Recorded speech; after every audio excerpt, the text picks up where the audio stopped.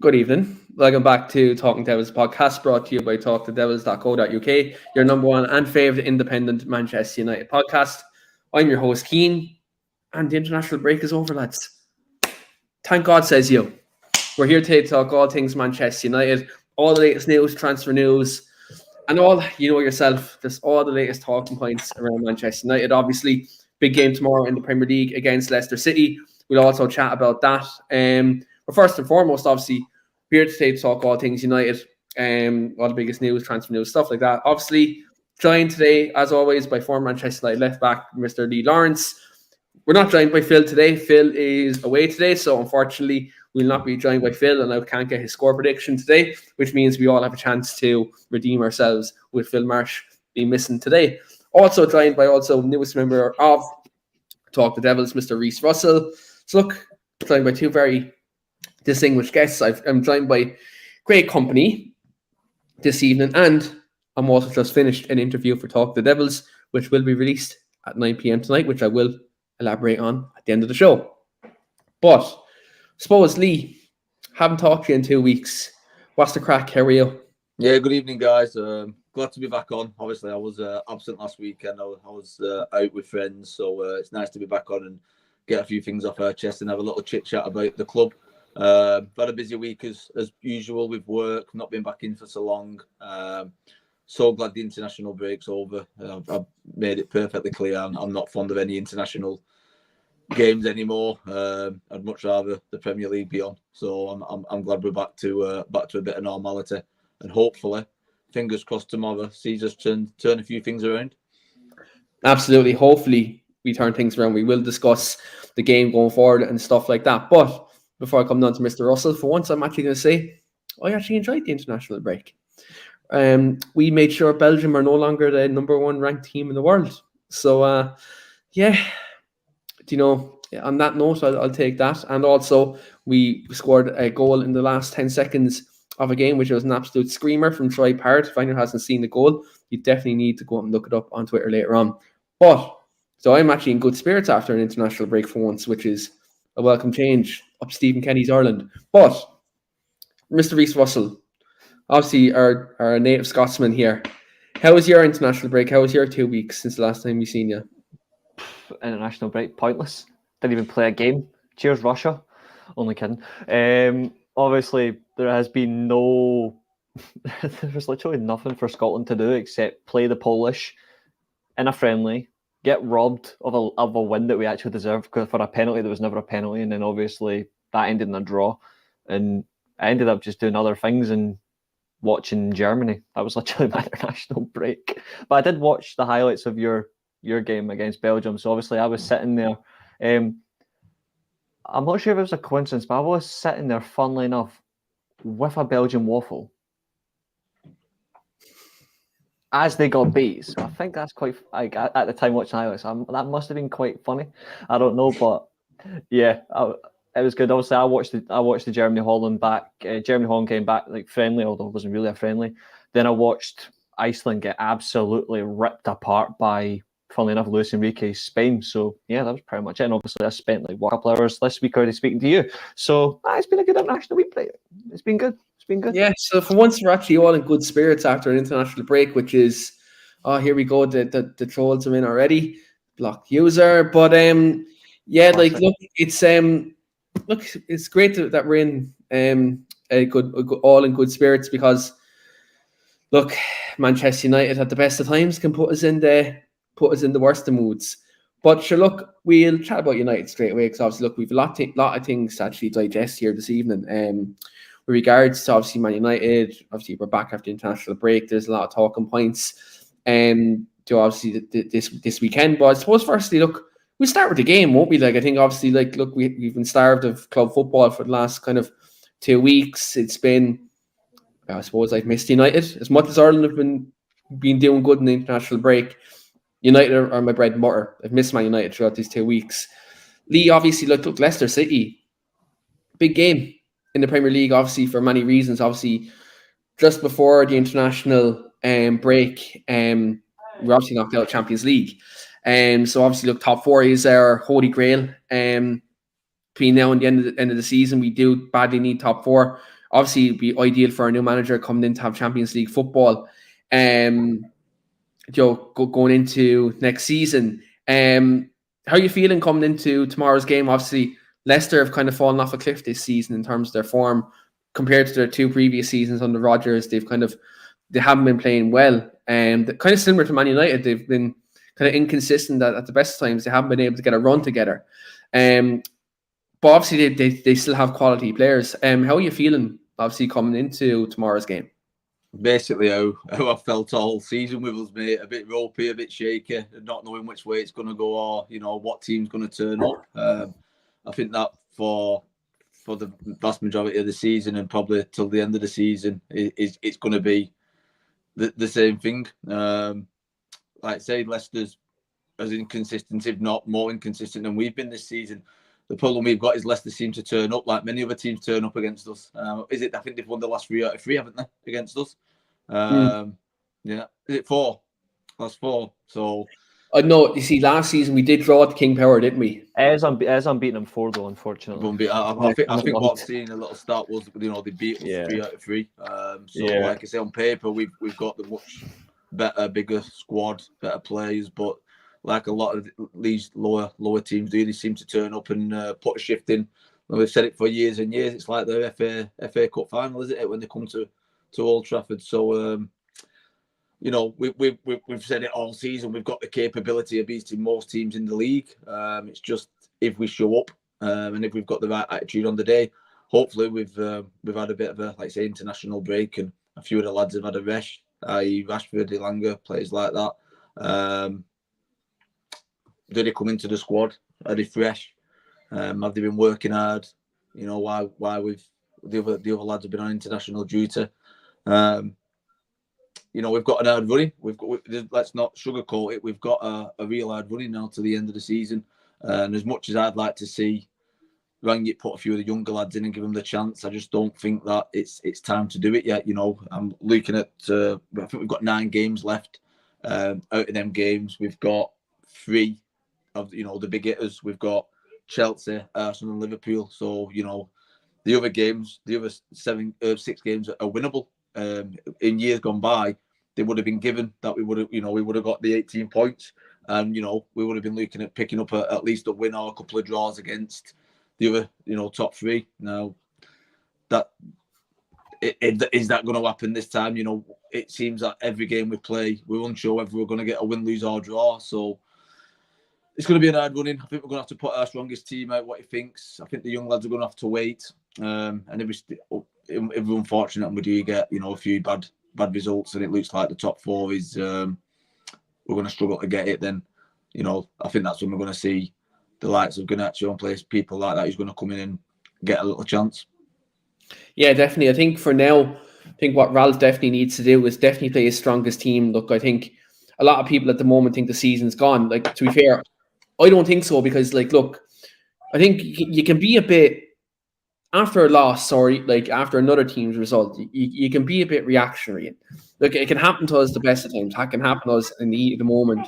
You can kind of look at it and you might be a bit too passionate, kind of with regards to it. But Arsenal have had a tendency to capitulate. It has happened. Now, obviously, Arsenal are doing well right now, but there is still room for us if we can get a couple of results these next couple of weeks that we can still stay in within the fight for top 4. Yeah.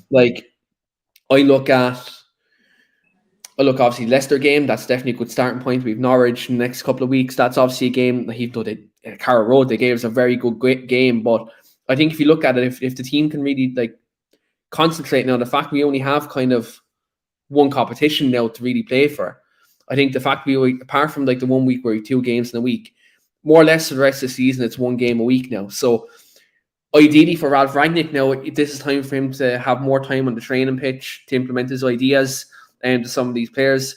I think for as much as Cristiano loves the Champions League, and he's obviously that's his holy grail.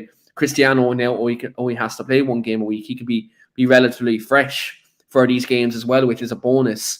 So look, when you look at it from that perspective, that can definitely help us and coming into these next couple of weeks. And I absolutely understand where you're coming from, Dee, as well. In terms of from a confidence standpoint, can we be confident going into this run-in? You'd kind of be 50-50 because there has been times where, look, we have developed runs. We've done it under Ollie where we did get a lot of good runs and we picked up a lot of points. Under Ralph, it's been I'm not going to lie, it's been a bit stop-start. We've won a couple of games, then we've had a draw, then a loss. It's kind of been kind of like that. There's never been kind of a long run. So I think if there's any time to do it, it is now. I think if you look at, obviously, the fact that we've only one game a week, bar 1 week, and Ralph has time to really prepare these players, it could be a time where we can keep this squad relatively fresh and raring to go into this run-in. But Reece, will you kind of be in the same boat as Lee? Would you be a bit unsure about United coming into this run? Because let's be frank, he did say we are playing Leicester, we're playing Liverpool, Everton, Arsenal. We're playing all these teams, Chelsea in these next couple of weeks. But also like the Spurs and Arsenal, they also have to play big teams in these next couple of weeks. Spurs, I had a little look at that. We're just before we start, that's the only thing I worry about with our top 4 run too. Spurs, when you look at the top teams they've got the run, they've only got Liverpool. They've not really got a massive running, and then that's the worrying point because they're obviously a point ahead of us now, and we've got a much tougher running than them. That's what's worrying me a little. Yeah, when you look at that, Reece, for example, what Lee's just elaborated on there is obviously like those Spurs do have the likes of they've Liverpool, but they've a couple of tougher teams down who are kind of in towards the relegation fight towards the end of the season. Obviously, Arsenal still have a couple of their rivals to play, including the North London derby as well. Where do you feel United can actually thrive in this top 4 race? And do you think is now, because of all the criticism, all the kind of drama that's kind of happened in these last couple of months, do you think now is the time for United players to really just knuckle down and try to obviously prove a point, not only to the pundits out there who have been massively criticising them, but also the fans as well who've probably been at some points fairly criticising the team, but at other times though who've kind of went overboard? I'll be honest, I can't give you an answer to that question. The reason I can't give you an answer to that question is because Lee summed up perfectly. It's you don't know with United whether they're going to win, whether they're going to draw, whether they're going to lose. There's nothing tangible there. Like when you think like United have got like an easy game, like 1 week we're playing Norwich, this is an easy win. Guaranteed we're all going to say Man United 3-4-0 win, and then we just beat them 1-0 by the luck of a penalty given to us. Like that'll come to bite you. We come up against like Everton, worst team in the league. Lads, we've got this. Then we barely just beat them or we get a draw. Like I think United, it's just so hard to tell. And normally I'm like positive as a nut. And obviously I have like my moments where I can be very heavily critical. Keane will back me up on that one. I can be very heavily critical, but there's always like a sense of realism behind it. And like I always try to see what I try to find a positive. And I look at this final run of 9 games and I honestly don't know, because Spurs, absolutely, they've got the easiest running, but just like Arsenal, Spurs have got in them to capitulate. Like it seems to be a living, breathing thing within Spurs. It's like a fire in their ass to just be magically brought down to the level where their Spurs will be Spurs, or Spursy as we all call it. Arsenal have got a very solid team at the minute. They're playing very well. Their run's fairly similar to ours. The only difference is they've been wiping the floor with the teams that we are supposed to be absolutely hammering. They've been doing it left, right and centre all season. Mind you, they've had the 1 game a week to prepare. At least they've got the energy to go into games. I think we've been caught massively. I think it's a reflection of our squad. Like you can have a big squad, but you could also have a fairly small squad, but a squad brimmed with talent that you know is going to get the results. And I think that's where we are envious of the likes of Liverpool and Man City. They've got smaller squads than we do, but their secondary teams could finish in the top. Like the top 4 could literally be Man City, Liverpool, Man City's B team, Liverpool's B team, and the rest of us would be fighting for it. But I just look at it and I think we've got a decent chance of the top 4. But I think the only way we fail to get top 4 is if we lose to Arsenal on April 23rd. Until April 23rd, I think we have a very good chance. I think we're going to beat Arsenal. Like obviously, in my head, like I want us to win. But I think for me, we need to get maximum points between now and the game against Arsenal. If not, then we are in serious trouble. Yeah. I think that's the real decider. Like Liverpool game, the Man City game, I'm already writing them off now. Like I've already written them off. Like in terms of like games, like I know we've already played played City. We've played already City played as- City. yeah, I take that out of my head, obviously. The Liverpool game I've written off. The Liverpool game I've written off because I honestly think we're not going to get beat 5-0, but I've got a very horrible feeling coming to that game because I just don't think this team's learned any of his lessons, and I feel sorry for the manager. It's a way to win it. They're playing them at Liverpool too, which doesn't help, does it? And we haven't beat them at Anfield in a very long time. Like in the league wise, we haven't beat them in a long time. It's just, I don't know. I'm going in with a hope and a belief that we can do it, but I am worried. But for me, the real game changer is Arsenal, April 23rd. I think we can win that. I'm saying it now. I think we can win it, but like I think the thing about it is it's Arsenal. They have had tendencies to capitulate under Arteta. Now, True. Look if you look at Arsenal's big game record under Arteta, it's been abysmal. That's the only hope that I kind of look at. In the big games, they've been abysmal. I think it's been better recently though. Like they who've did they beaten recently in the big games? They did the double over Chelsea. That was Chelsea and Lampard. No, it was Chelsea under Tuchel as well. Lampard and Tuchel. But Tuchel was resting players for the Champions League final, though. I think if you look either way, I think it's, and obviously they only just lost to Liverpool. I think it was only by a goal. I think in my opinion, I think United and Arsenal are probably playing on the same level. You know what I mean? I think they're two similar clubs, probably at the same level of squads, and probably you've got your Cities, you've got your Liverpools, you've got your Chelseas, which are miles above both, and I think you've got then your likes of your Arsenal and your Tottenhams and us, which are a level below, are competing to be the best squad out of that. So, like I say, it's going to be, for me, it's going to be touch and go. But I think what Reece hit the nail on the head, the Leicester, the Everton, the Norwich game, these are three real important games for us to get maximum points. Because if we struggle and get a draw or loss, like say, season's over, that's when, like we say, we put the kids in and give them a try, because we might as well finish 7th or 8th and blood a few lads, give them first team experience rather than carry on with what we've seen all season.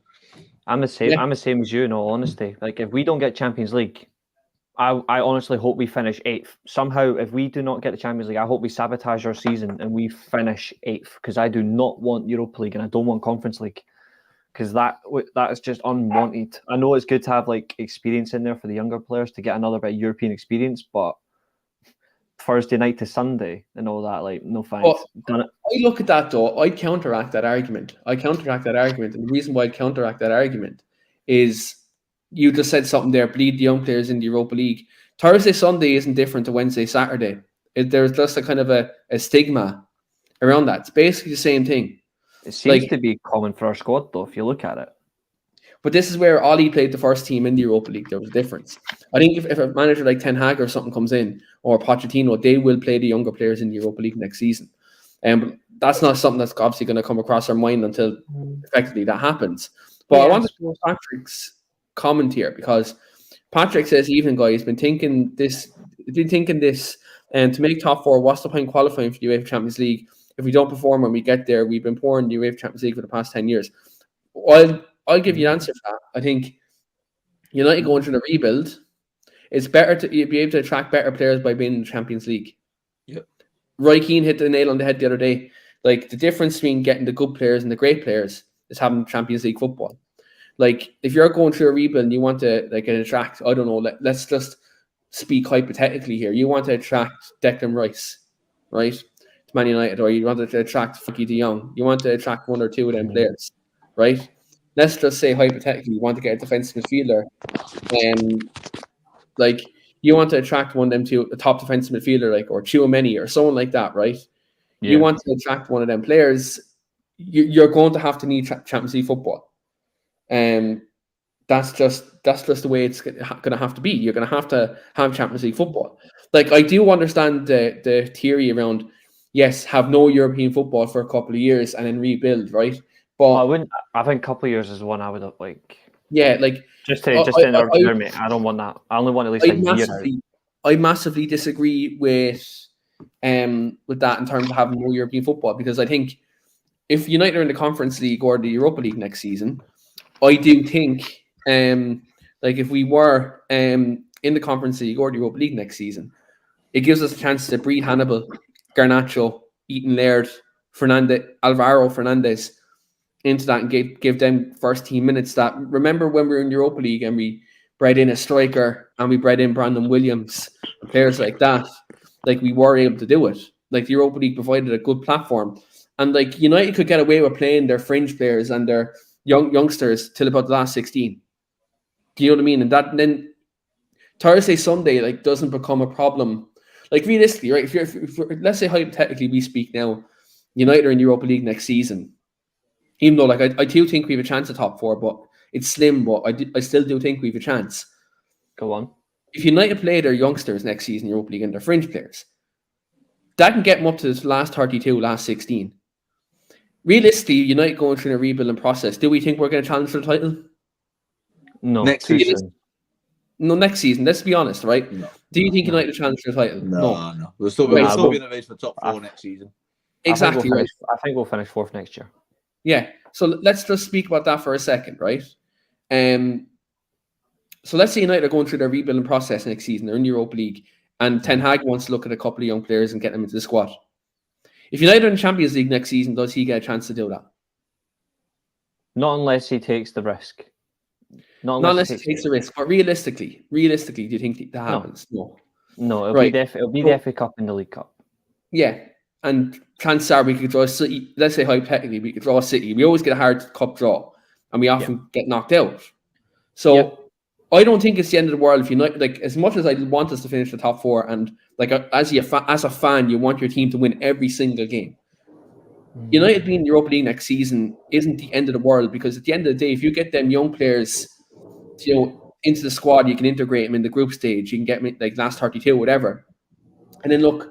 Some of the older players, then like your more experienced players, when you progress, you have a chance to win it. Like realistically, last 2 times we were in the Europa League, we should have won. We should have won the thing. We should have won it. Like poor tactical decisions were the reason why we didn't win it. Let's be honest. In them games, but that's true. Like it was a good ground to breed in the younger players at the time. So I think look, it's a chance for the trophy next season. I don't think we can be. With the way United haven't won a trophy in 5 years, right? I'll be honest, you can't look down at the Europa League, because that's arguably right now that's where United's level is actually at. Even though Manchester, I'm pretty sure looking at what we've got, and like I say, unless we hit the ground running, which we ain't going to do, I'd be very, very surprised. I think we're going to finish in Europa League. I can't see us finishing outside of it or in the conference. West Ham, they've gone a little bit hit and miss, aren't they? And Wolves aren't catching us. I don't think we're going to go drop as far down as Wolves now. So I think realistically we're finishing 5th to 6th. I think it's just inevitable that's where we're going to be. Yeah, 100%. I agree. And Patrick, on your comment there as well, name one of them players who has. Di Maria was average, and he's not world class. He's a good player. Pogba came for the money, and Falcao was past his best. Falcao was just unfortunate that knee injury was the reason he didn't succeed in the Premier League. I think the 3 names with what we've discussed this many times on the podcast about the next signings that we actually bring in, third names, and you know what I mean. We've done this a lot in the past where we bought players what have been good and are big names in the game, but not necessarily going to fit the squad or the way that the manager who's in charge wants them to play. I think we've got to get past that and start looking for real talent, not just big names. That's what I want this summer. Like, there's people that are saying that I've been on a few streams already this week, and I've heard some of the most ridiculous. Like, I know Wayne's not going to like this, but I have to use it. So much shite. Sorry, Wayne, you can kill me later. In terms of unrealistic signings, I've had people saying, "Oh, Man United need to sell their goalkeepers and sign Oblak." Right, we want to go for a manager that wants to play with a sweeper keeper type distribution. I love Oblak, but no, that's not the answer.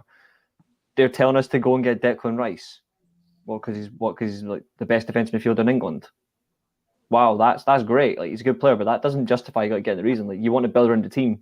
If he wants to play in this style, he plays in a 2. He doesn't play as a 1, so that's going to be different for him. That's a different learning curve. So you're going to have to adapt to that. And then they're saying, "Oh, you need to sign something like a Haaland." No, he's going to Spain or he's going to Man City, for goodness sake. Like, come on. Like, it needs to be realistic this year for United.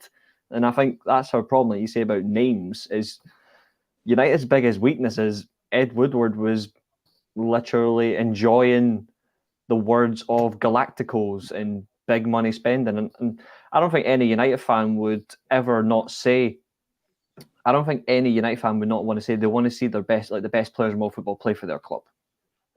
No one would. Like, that's not an issue. But when you want to go and sign players straight away that don't necessarily improve the squad straight away until you have a foundation, it does nothing. That's why people that want Harry, like, this is why I disagree with people that want Harry Kane. Like, I go, like, it's not that I don't rate Kane or don't think Kane's a great player or nothing like that. Is Kane's that icing on the cake, like that luxury side. If Kane goes to City, you Kane's need your foundation like before you get a player like that. Exactly. Like if Kane goes to Man City, for example, we know Kane's going to score 35 to 40 every season unless he gets severe injuries, then he's out for 6 months, which I don't wish on any player, but it happens. If he comes to us, he's going to score at least 15 because we don't have that foundation to give him consistent service. We see it every single week, and then he'll get stifled, and then it'll be the same thing. Oh, why did Harry Kane go to Man United? Like, why? Like, I think we've mentioned this in the podcast before. We rang you, haven't we? Where we said, you know, we want to, we'd like him not to have the 6 months when he first come, because he probably could implement his vision and the way he plays if he had the ability to buy the players who he knows would play the way. I agree. He tried the formation, what he brought, and the pressing, and we just didn't have the squad to do it. Mm-hmm. But obviously, he's not had the luxury of buying the players or bringing the players in what would have complemented his style. So that's where, until we get a foundation, until we get a manager what gets given the ability to implement what he wants to do and to buy the players to do that, we're just going to be the same team for me. Exactly. That's why I wouldn't take Kane right now, because Kane's like that luxury he's that luxury sign. He's the icing on the cake, the final piece of the jigsaw. Like, yeah, he'd be a great signing, but until you've got a foundation, exactly, I agree with Lee. Unless you have a foundation, you're making a top 5 striker become a top 10 striker. Like Harry Kane would regress at United if we didn't have the proper foundation. And that's not a dig at our club or a dig at Kane in that sense. It's just we don't have the right base, the right facility to say, you're here at Tottenham, we're going to take you here.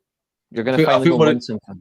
What it looks like to me, with them giving Bruno the new contract, I'd imagine they're going to try and build a team around Bruno. That was my thinking. As soon as they give him that contract, that's what my thoughts were exactly. I thought, right, they've tied him up, they put him on a long-term contract now, they're going to build it. They'll probably for me, I think they'll make him captain. I really do think they'll make him captain. I think they'll build a team around Bruno. And then we can all laugh at the people that don't like him. We can just laugh at their face going, suckers. I can't see anything else happening to tie him up for so long and put him on a contract like that. Absolutely. I can't see why they'd do that unless they were going to build that team. We all need a starting point, and for me, they've tied him down now. Make him captain, and and he's at his prime. Get it going around him. And on that as well, like, I think United are also, like, they're putting him in line with the highest earners as well, because, like, you look at Bruno's contribution in the last, like, 2.5 years, like, his contribution is undeniable, and I think they had to put him in line with the highest earners as well. Like, Bruno was on, like, I think it was 140 grand a week. So, like, for me, it was just as well that they did put him on that contract. Bruno deserved that contract. I think Bruno's still got a lot of improving to do too, Keane. You know what I mean? He's still a great player, and he's our most creative player by a long shot. But I still think he's got a hell of a lot more to give, which is exciting to think. You know what I mean? Because he does try sometimes to do the things where a simple ball would have been better, and once he gets that out of his game, makes better choices more often. He'll be some player, and like with the right squad around him, that will happen. I think with proper coaching under a manager like Ten Hag or Pochettino, I think he'd be a brilliant player.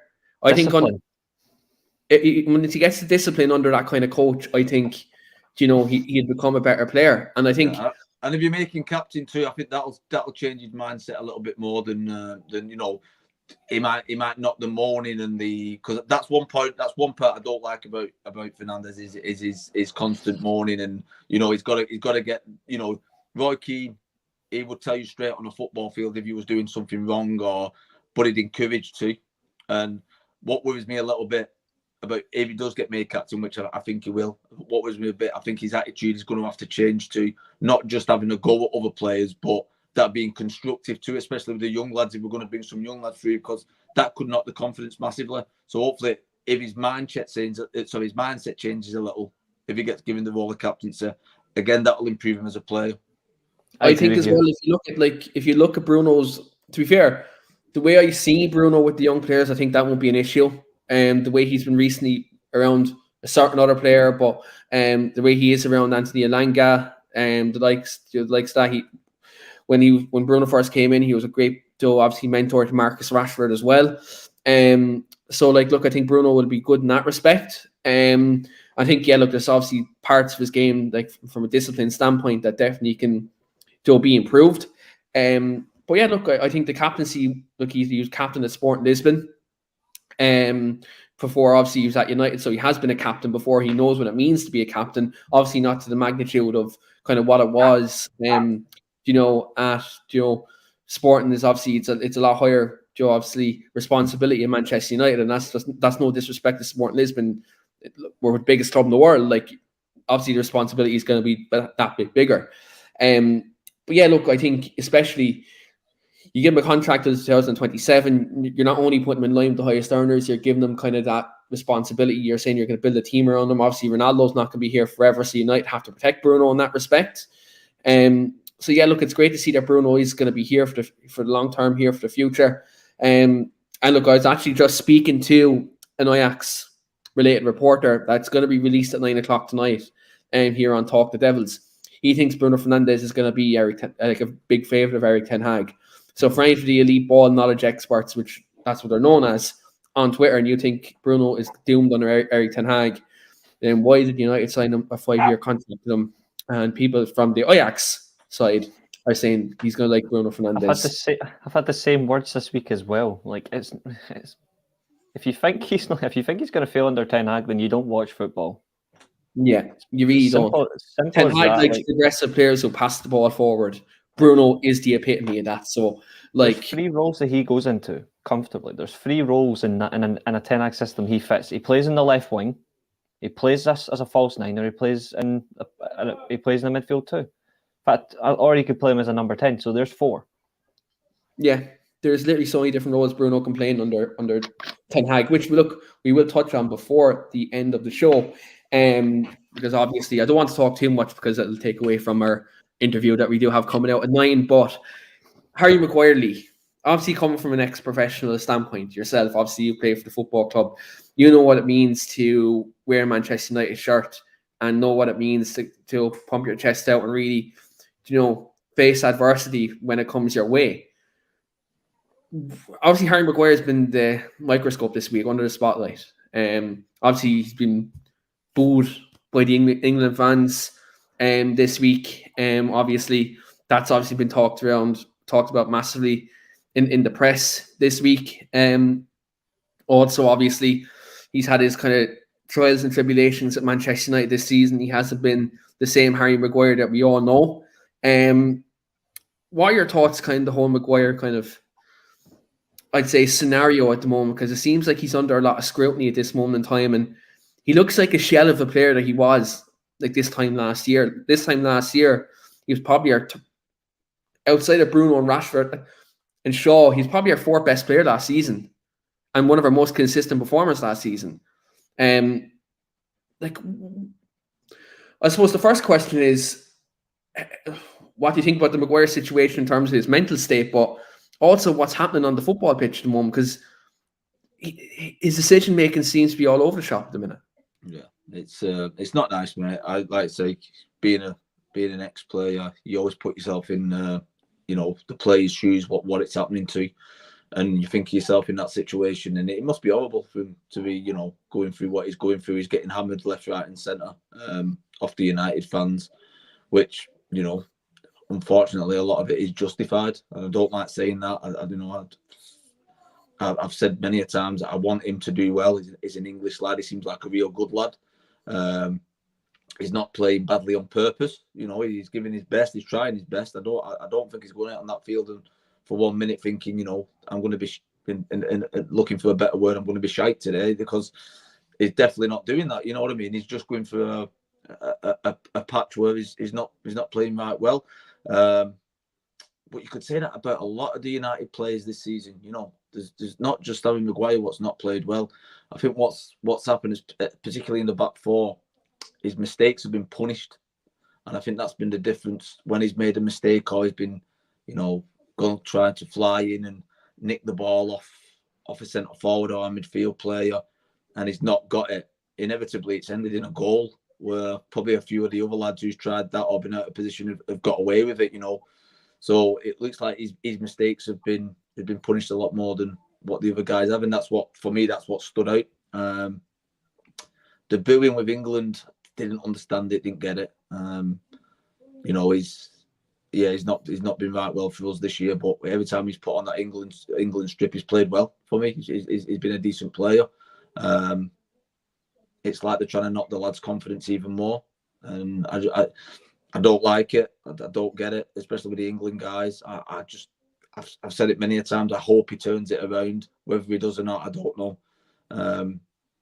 It's going to be hard for him to turn it around, and his confidence must be at an all-time low.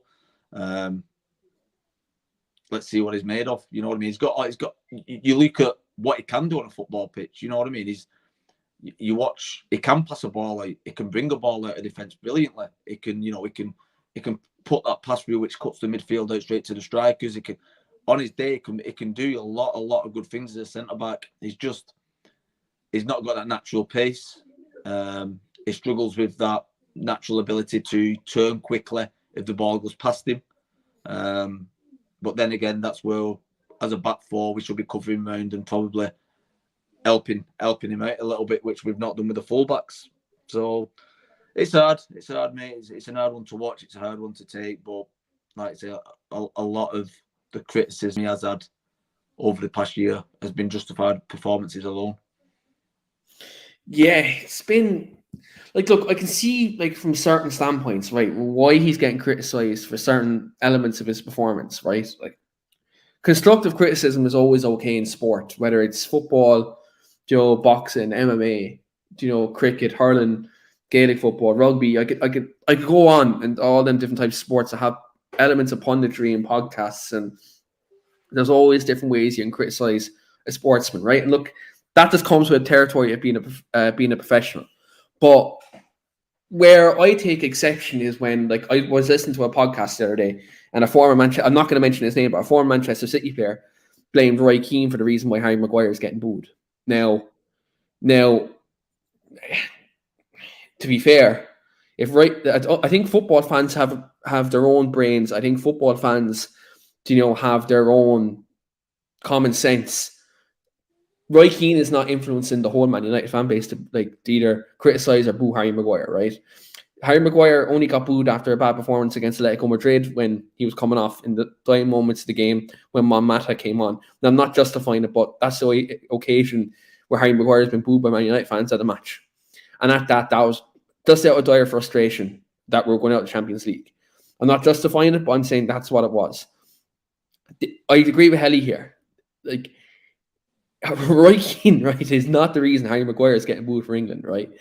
Like,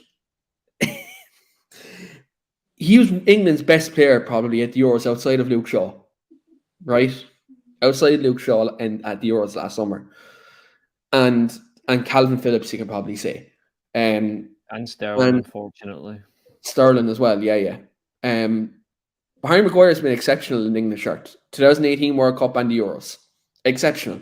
Just to put it out there too, I think he had a great game the other day too, to be honest. Oh, he did, yeah. He had a very good game. Very, very good. And to come through that booing and to come through and play as well as he did, that shows the lad's got character.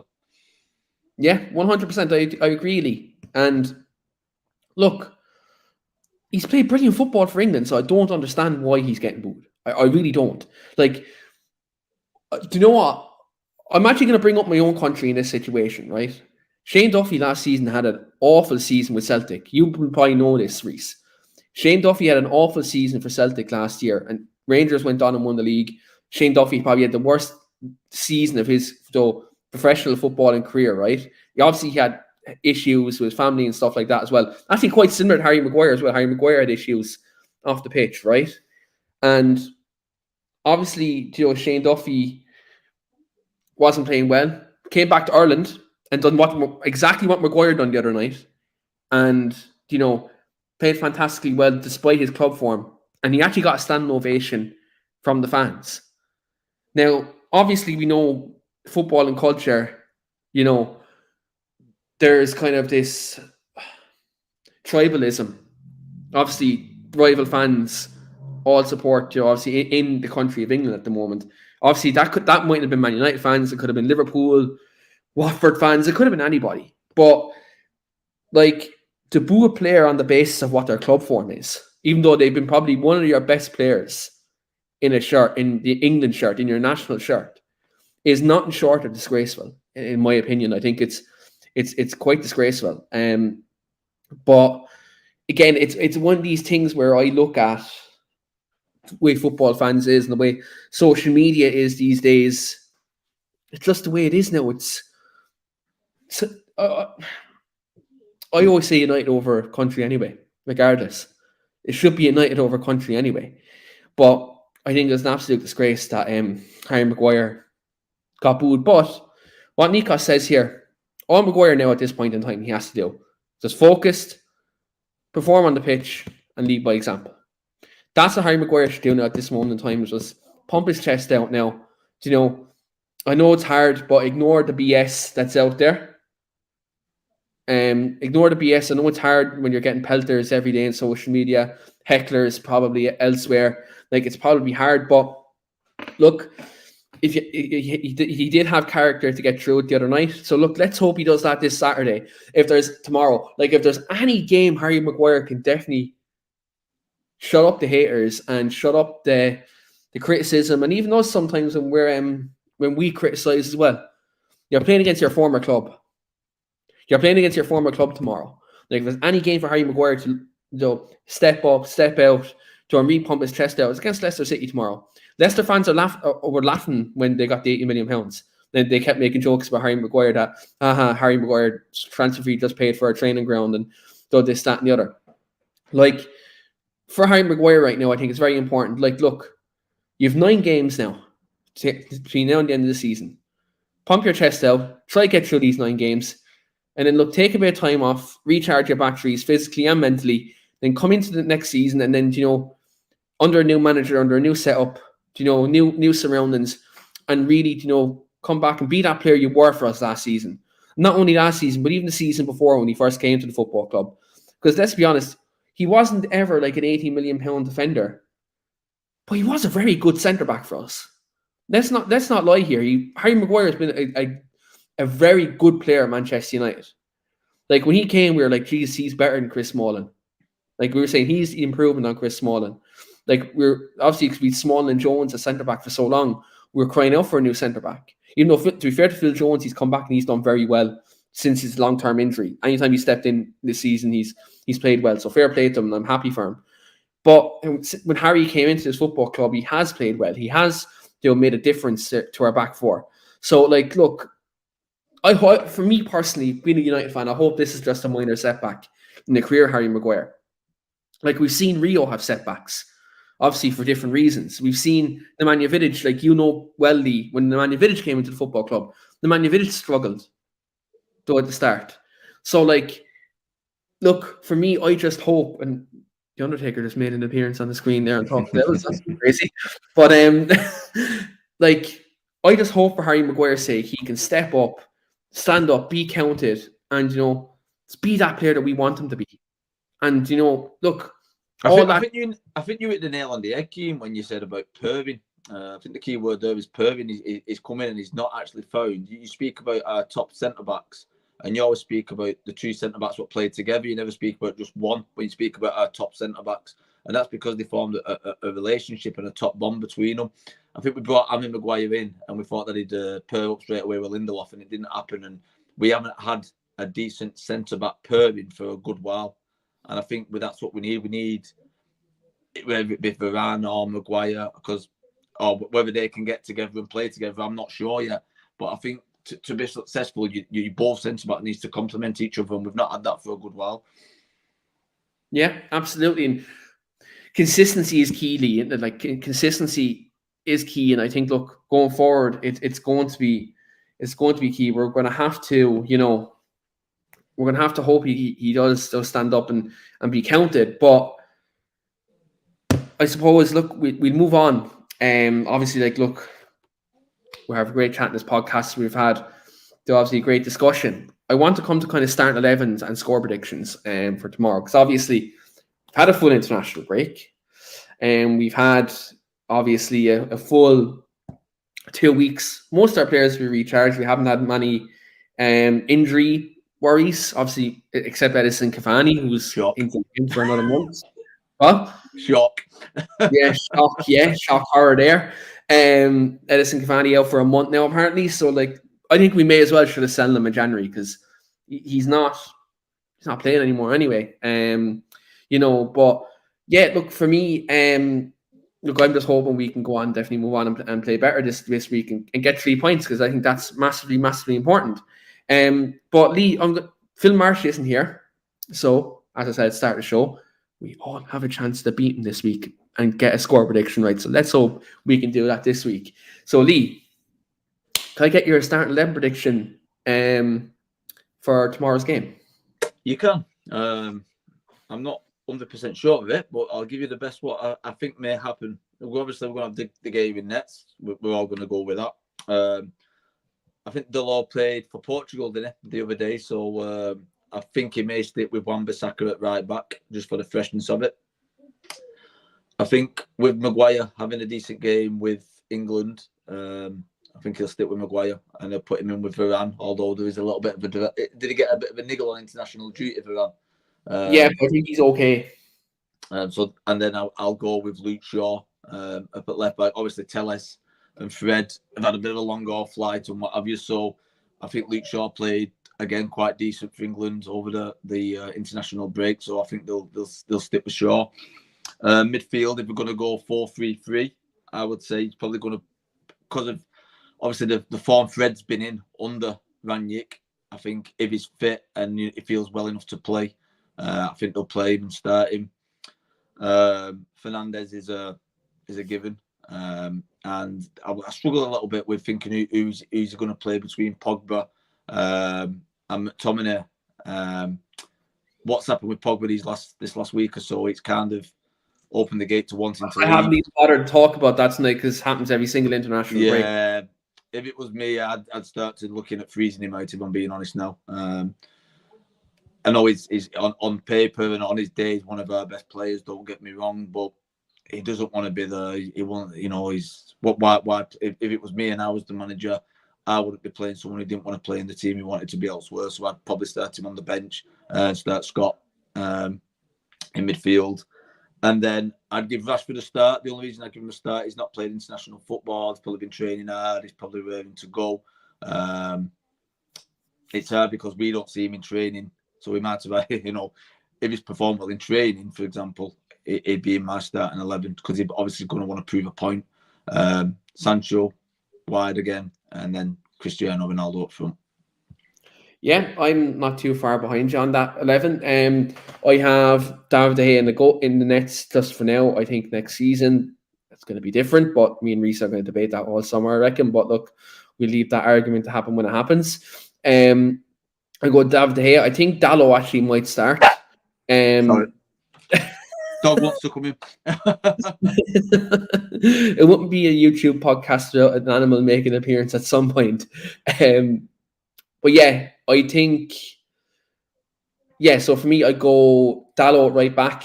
I think Ralph will play him. He's in form. He actually played well for Portugal the other night. So I think, albeit Wan-Bissaka is good, but I think the way Leicester go forward, I think we can actually exploit them down the wing. So I think Joe Dalot playing should definitely happen. Centre back, I'd go Varane Maguire if Varane's fit.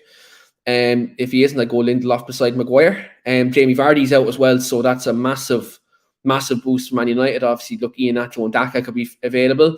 But I think, look, with Vardy being out, that's a massive boost for Harry Maguire this week. Because Vardy has given Maguire a bit of trouble in past games. So I think I'll go. Probably because Varane has a bit of a niggle. I think Lindelof, you're right, he probably will start. Probably Lindelof and Maguire. I think Luke Shaw will play at left back. Did play very well with England the other night. Now, look, I'm not going to address his interview. I think that was kind of misconstrued as to what he actually said. So for me, I'd go Luke Shaw at left back. My midfield three is slightly different to yours, Lee. I'm going Matic and Fred and Bruno Fernandes in midfield. Again, I'm not playing Pogba in midfield, but I think Pogba off the bench will be very effective in this game. So I think I'll go Matic, Fred, Fernandes. Yeah, and I actually go with the same front three. I go with Sancho on the right, Rashford off the left, and Ronaldo up top, even though, to be fair, I think Ralph would probably put Rashford on the right and then Sancho on the left, because Sancho is actually doing great on the left. But I'd like to see Marcus, because I know Sancho's more comfortable in Rashford on the right than Rashford is on the right. Do you know what I mean? I know Sancho's doing well on the left, but if we're talking about balance, I think Sancho could still give us that same balance out on the right-hand side, and also Rashford playing on the left is much more comfortable and much more effective than he is when he's playing on the right. So I'd like to see that happen. Obviously, look, the GOAT going to another World Cup as well. I'm Team Portugal in this World Cup, so because Ireland aren't in it. So I'm going to go the GOAT up front, because look, I suppose we don't have any other strikers at the minute, not unless Ralph wants to go wild and call up Charlie McNeil, which I would not be opposed to at some stage this season. But for now, the GOAT's up front. But that's my 11. So just to recap there, it's De Gea in the net, Dalot, Lindelof, Maguire, Shaw, Matic, Fred, Fernandes, and then Sancho, Ronaldo, Rashford. So that's my team. Reese, do you have anything different to myself and Lee? Yeah, I've got De Gea, Dalot, Maguire, Bailly, Telles, Matic, Fernandes, Hannibal, Sancho, Ronaldo, Elanga. 3-1 Man United. Yes. Like You're it, being Reece. Hannibal. Interesting. I like that bit of a curveball. Yeah. I like that bit of a curveball. I'd like to see him. You know what I mean? I'd love to see him get a shot. And now's the time, because I've not seen much. He's good enough. He is good enough, 100%. I still think it won't happen until top four is probably gone. I think that's when Hannibal will come in. Out of all three teams, I'd rather watch Reese's choice, because I'd love to see Eric Bailly. I would love Eric Bailly to get another chance, because I love him as a defender. But I just don't think the manager's going to do it. No, neither again. No. Yeah, and he won't say happy birthday to Reese either, which is we share the same day as well. Son of a bitch. We've got the same birthday. Absolutely. But yeah, look, we're just going to do a quick fire score prediction here. So Reese, you said 3-1, is it? Yeah. Prediction. Perfect. I need to go and get my tea. Yeah. What so Reese, hold on. I keep getting shouted to go and get my tea. So 3-1. I thought you went through your team a bit quick then, Reese. Yeah, he did. So Reese has to go for his tea, and he says 3-1. So as of that, Reese is now left the building. So just in that regard, Reese is 3-1.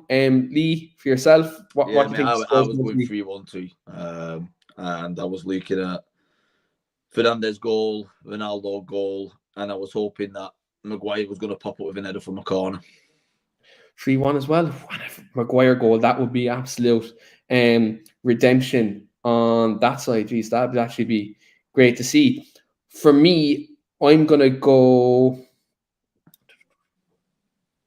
I'm actually going to go to us to win 2-0, and I will go a clean sheet. I do think we can actually keep a clean sheet in this game. With Vardy being out and Ndidi being out, that's a massive boost for Man United this week. I think obviously if Leicester aren't on the best of form, Yuri Tielemans isn't playing well either. I watched him at the Aviva last week, and I think hopefully he's still in Dublin at the minute in Josh Cullen's back pocket, because he got torn apart in Dublin last week. So the last couple of games I've watched him play for Leicester, he's not looked all that bright either, to be honest with you. Yeah, and it's mad. He's available for 25 million this summer, and I'm like, Jesus Christ, I'd love United sign him, but yeah, it doesn't look like his form seems to be falling off a cliff at the minute. But I'll go 2-0 United, and I'll go Fernandes to score, because I think him scoring for a double for Portugal the other night will have him confident on form. And also I will go I'll go Harry Maguire as well. Sorry for language, sorry. I'll go for Harry Maguire to score from a set piece as well. from a corner. So Nikos agrees with me as well. He says 2-0 United. A Maguire goal to bring the house down. Absolutely, I'd love to see it. And again, I hope and I think he'll get a good reception. To be honest, I can't. I know, like say, a lot of United fans have slated him this year, but you kind of feel like you've got to protect your own now. That's the way I felt with it, and I'm sure that a lot of United fans will feel the same. I just hope he gets a great reception, and I hope he has a great game. You know what I mean? Just to get the lads' confidence up a little bit. Yeah, 100%, and it'd be great to see. And look, it'd be kind of United fans. We always support our own, so it'd be absolutely fantastic to see that. So 2 3-1s and a 2-0. We have a 2-goal deficit for Leicester this weekend. So look, hopefully, United do get the 3 points this weekend, and we hopefully get a run to get our team down at the end of the season. But that remains to be seen. But until then, guys, thanks very much everyone for watching. It's been an absolute fantastic chat here on Talk the Devils. As always, do smash like the video, hit that subscribe button. On the road to 4K, so we would appreciate you guys if you do hit that subscribe button. We do have an interview with Karen Tejwani, Ajax reporter, coming up at 9 p.m. I interviewed him this evening, and he does talk about Ten Hag to Man United, what Ten Hag could bring to Man United, and also, his philosophy. So do check that out. Also, we do have a match reaction immediately after the game tomorrow. So Mark is hosting a whole host of Reds. Obviously, Dave and Reese will be on the show, as well as Steele.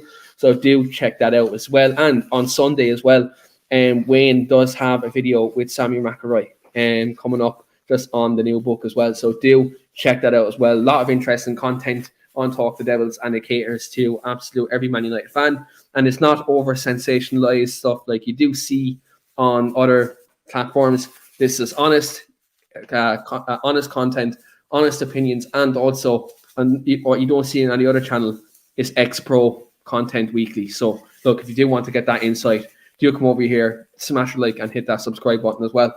But until then, guys, thanks very much everyone for watching. Hope you all have a good weekend, and look, let's hope Manchester United get the 3 points tomorrow. And look, we're all happy at the end of the weekend. Until then, guys, thanks very much, and we'll see you next week.